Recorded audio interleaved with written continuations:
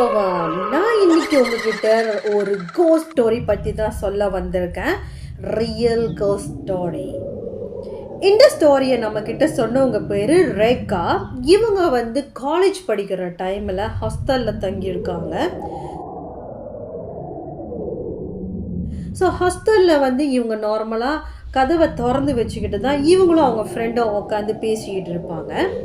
அப்போ இவங்கக்கிட்ட ரேகா கிட்ட அவங்க ஃப்ரெண்ட்ஸ் அண்ட் ஃபேமிலி எல்லாம் கேட்பாங்க, ஹாஸ்டலில் தங்கியிருக்கா, அங்கே ஏதாவது பேகி இருக்கா அப்படின்னு சொல்லி கேட்பாங்களா. அப்போ உடனே ரேகா சொல்லுவாங்க, அப்படி ஒன்றும் நான் இன்ன வரைக்கும் பார்த்ததில்லை, இன்னும் எதுவுமே இல்லை அப்படின்னு ரேகா சொல்லியிருக்காங்க.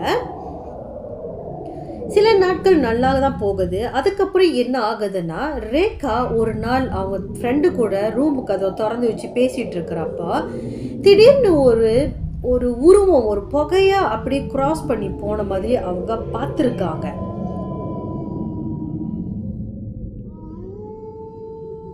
அப்போது அவங்க என்ன நினச்சிருக்காங்கன்னா, ஏதோ ஒரு பை தான் பறந்து போயிருக்குமோ அப்படின்ட்டுன்னு. அப்போ அவங்க ஃப்ரெண்டுக்கிட்ட கேட்டிருக்காங்க, இங்கே ஏதோ பை மாதிரி பறந்து போச்சு பார்த்தியா அப்படின்னு.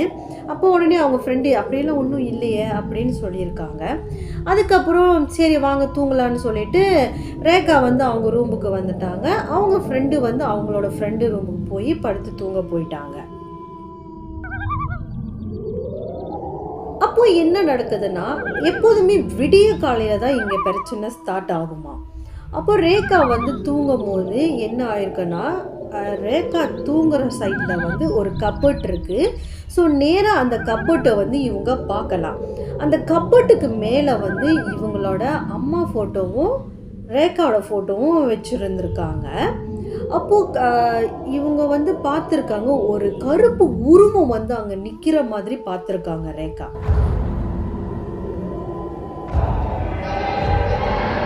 அப்போ ரேகா ஐயோ இருக்கக்கூடாது, அப்படிலாம் ஒன்றும் இல்லை அப்படின்னு அவங்களே அவங்க ஆறுதல் படுத்திக்கிட்டு கண்ணை மூடி படுத்திருக்காங்க.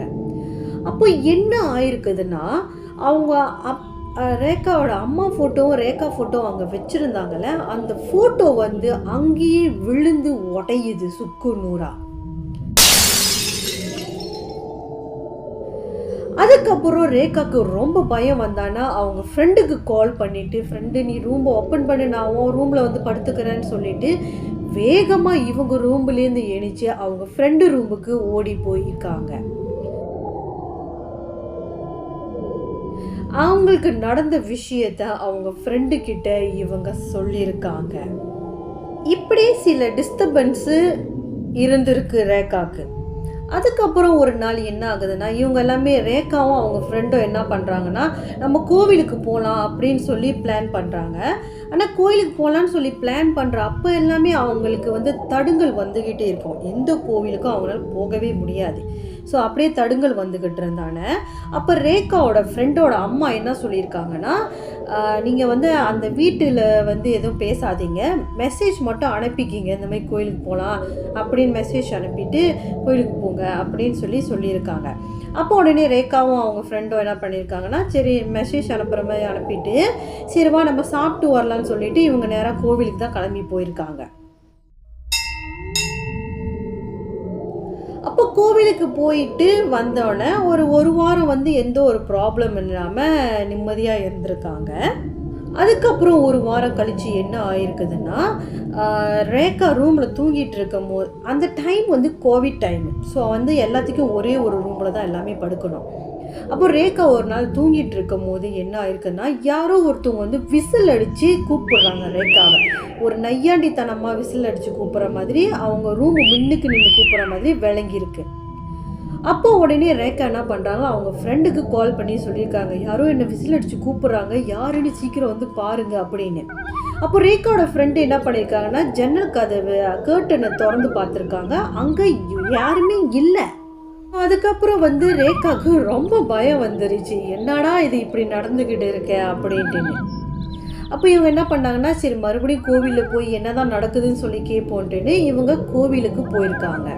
அந்த கோவிலில் என்ன சொல்லியிருக்காங்கன்னா, அங்கே இருக்கிற அந்த பேய்க்கு அந்த ஆத்மாவுக்கு ரேகாவை பிடிச்சி போச்சு.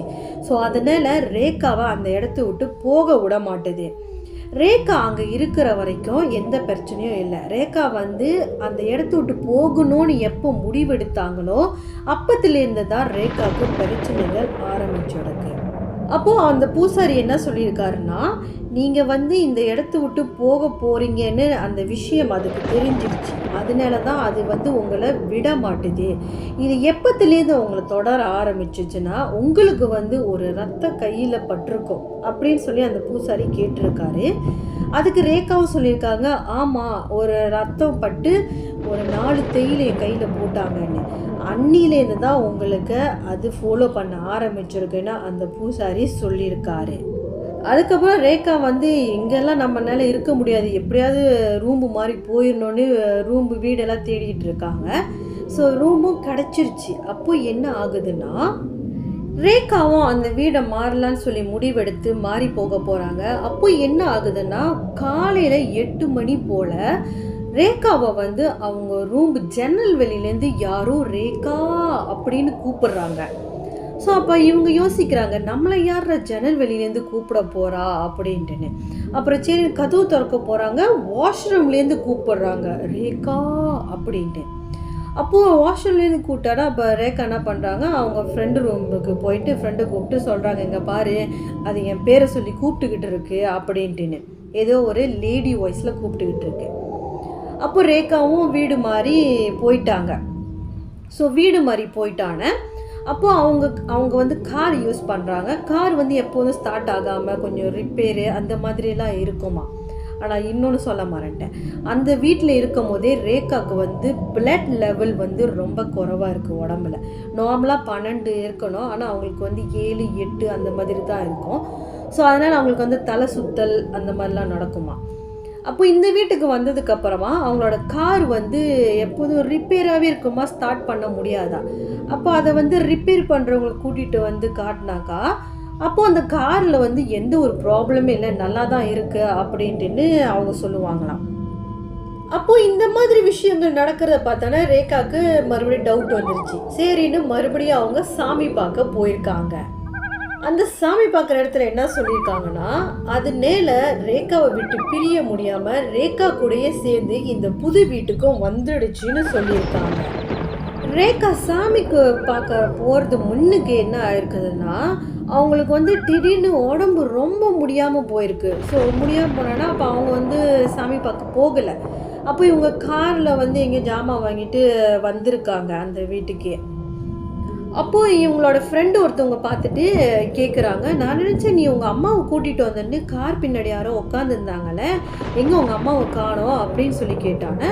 ரேகாவுக்கு பயங்கர ஷாக் ஆச்சு. நான் யாரையுமே ஏற்றிட்டு வரலையே, நான் ஒட்டி தான் போய் ஜாமான் வாங்கிட்டு வந்தேன் அப்படின்னானே. அப்போ ரேகாவுக்கு என்ன பண்ணுறது ஒன்றுமே புரியல. அப்போ இருந்தாலும் அவங்க வந்து எப்போதும் ரேகா கிட்ட சொல்லிக்கிட்டே இருப்பாங்களா, நீ போய் உன் காரை போய் கழுவிட்டு வந்துடு சாமி பார்க்குற இடத்துல எங்கேயாவது போய், ஏன்னா எனக்கு என்னமோ சரியாக படலை அப்படின்ட்டுன்னு. இப்போ ரேகாவும் போகணும், டைம் இல்லை, போகணும் அப்படின்னு நினச்சிட்டு இருந்திருக்காங்க. அப்புறம் அதுக்கப்புறம் என்ன ஆயிருக்குன்னா, ரேகாவுக்கு ரொம்ப இந்த கால் வலி, முட்டு வலி, முதுகெல்லாம் வலிக்கிறது, இந்த மாதிரி விஷயங்கள்லாம் நிறையா நடந்துக்கிட்டே இருந்திருக்கு அவங்க உடம்புல. அப்போ பக்கத்தில் ஒரு இடம் இருக்கா, ஆயுர்வேதா பார்க்குற இடம், அந்த சித்தர் என்னமோ வந்து பார்க்குறது அந்த மாதிரிலாம் இருந்திருக்கு. அப்போ இவங்க என்ன பண்ணியிருக்காங்கன்னா, ரேகாவும் அவங்களோட ஃப்ரெண்டும் அங்கே போயிருக்காங்க. அவங்க போயிட்டு அங்கே நம்ம போயிட்டு மற்றதை பார்க்க வேணாம், உடம்பு நல்லா ஆனால் மட்டும் போதும் அப்படின்னு நினச்சிட்டு அதை மட்டும் ஃபோக்கஸ் பண்ணுவோன்ட்டுன்னு வெயிட் பண்ணிக்கிட்டே இருக்காங்க அடுத்த நம்பர் வர்ற வரைக்கும். அப்புறம் அடுத்த நம்பரு கிட்ட வர அடுத்து ரேகா தான் போகிறாங்க. அப்போ என்ன ஆகுதுன்னா, ரேகாவுக்கு படன்னு அடிச்சுக்குதான், மூச்சு விட முடியல, ரொம்ப கஷ்டமாயிட்டாங்க. அப்போ அவங்க வந்து ரொம்ப கிவ் அப் பண்ணிட்டாங்க, என்னால் ஒன்றும் முடியல, நீயே அவர்கிட்ட சொல்லிவிடு அப்படின்ட்டுன்னு ரேகாவோட ஃப்ரெண்டுக்கிட்ட ரேகா சொல்லிட்டாங்க. அப்போது அவர்கிட்ட பார்க்க போனோன்னா அவர் வந்து பார்த்த உடனே சொல்லிட்டாரு ரேகா கிட்ட, நீ இந்த மாதிரி ஏதாவது ஒரு உருவத்தை பார்த்தியா, அதுலேருந்து தான் உனக்கு இந்த மாதிரி இருக்கா அப்படின்னு சொல்லி கேட்டானே. ரேகாவும் ஆமான்னு சொன்னானே. அப்போ அவர் சொல்லியிருக்காரு, சரி நீ கவலைப்படாத, நான் உனக்கு ஒரு கனி மந்திரிச்சு கொடுக்குறேன், அதை எடுத்துகிட்டு போ, அதுக்கப்புறம் உனக்கு எந்த ப்ராப்ளமும் வராது அப்படின்னு அவர் சொல்லியிருக்காரு. ரேகாவும் அந்த கனி எடுத்து போனதுக்கப்புறமா அதுக்கப்புறம் ரேகாவுக்கு அவங்களுக்கு இந்த இருந்த கைவலி, கால்வலி எல்லா வலியுமே போயிடுச்சு. எந்த ஒரு வலியுமே இல்லை ரேகாவுக்கு.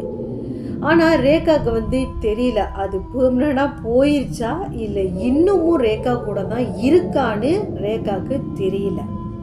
அப்போ ரேகா என்ன சொன்னாங்கன்னா, நீ இருந்தால் இருந்துட்டு போ, உன்னெல்லாம் என்னால் ஃபோக்கஸ் பண்ண முடியாது, என் வாழ்க்கையை பார்த்துட்டு நான் போகணும் அப்படின்ட்டுன்னு அவங்க வாழ்க்கையை ஓட்டிக்கிட்டு இருக்காங்கன்ட்டுன்னு ரேகா சொன்னாங்க. இந்த மாதிரி விஷயம் உங்களோட லைஃப்லையும் நடந்திருக்கா? அப்போ நீங்கள் என்கிட்ட சொல்லணும்னு நினைக்கிறீங்கன்னா சொல்லுங்கள், நான் அதை மக்கள்கிட்ட கொண்டு போய் சேர்க்குறேன். என் சேனலை நிறைய பேர் பார்க்குறீங்க. ஸோ இந்த கெட்டப்புக்கு மரியாதை கொடுத்து லைக் பண்ணிவிட்டு ஷேர் பண்ணிவிட்டு வீடியோவை சப்ஸ்கிரைப் பண்ண மறந்துடாதீங்க. அடுத்த வீடியோவில் உங்களை நான் சந்திக்கிறேன்.